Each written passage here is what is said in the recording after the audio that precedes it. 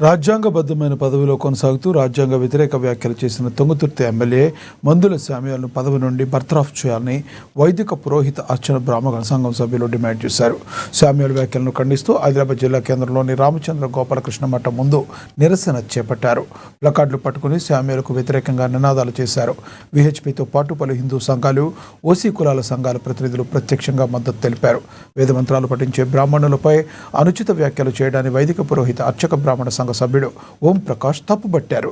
దీని ద్వారా పరోక్షంగా యావత్తు సనాతనను దూషించినట్లేనన్నారు.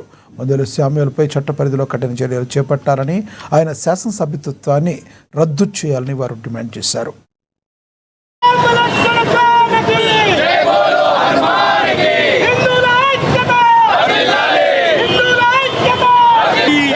జై శ్రీరామ్. అందరి హిందూ బంధుల మనోభావాలని దెబ్బతీసిన మందుల సామ్యాల్ గారు అసలు బ్రాహ్మణులు అంటేనే సర్వేజనో సుఖినో భవంతు. మేము ఉదయం లేచినప్పటి నుంచి రాత్రి పగలు మా నోట్లో ఒకటే ఉంటుందండి, సర్వేజనో సుఖినో భవంతు. అంటే ఒక కులం కాదు, ఒక మతం కాదు, ఒక మనిషి కాదు, ఒక పార్టీ కాదు, అన్యోన్యంగా ఉండాలి, భారతదేశము అంత సస్యశ్యామలంగా ఉండాలనే బ్రాహ్మణుల ఉద్దేశం ఉంటుంది.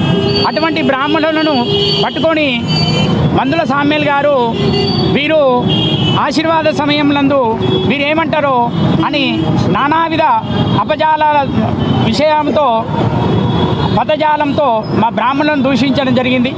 బ్రాహ్మణులు అంటేనే సర్వేజనో సుఖినో భవంతు. వారికి కూడా తెలుసు. అదే స్టేజ్ మీద మా బ్రాహ్మణులు ఆశీర్వాదం, ఒక ఎమ్మెల్యే గారికి మంచి ఆశీర్వచనం ఇవ్వడం జరిగింది.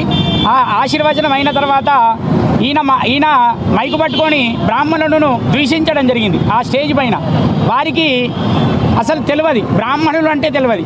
మతం మారడం వీరి వల్లనే, ఇటువంటి ఎమ్మెల్యేలు ఉండడం వల్లనే భారతదేశంలో చాలామంది అసలు మతం మారడం జరుగుతుంది. ఇటువంటి ఎమ్మెల్యేలు అసలు ఉండకూడదు. వీరికి తగిన బుద్ధి చెప్పాలని మా ఆదిలాబాద్ బ్రాహ్మణ సంఘం ఆధ్వర్యంలో ఇక్కడ గోపాలకృష్ణ వినాయక చౌక్లో ఈ ధర్నా కానీ చేయడం జరుగుతుంది. బ్రాహ్మణులను ద్వేషించడము, హిందూ మతాన్ని ద్వేషించడము, ఇటువంటి ఎమ్మెల్యేలను సస్పెండ్ చేయాలి.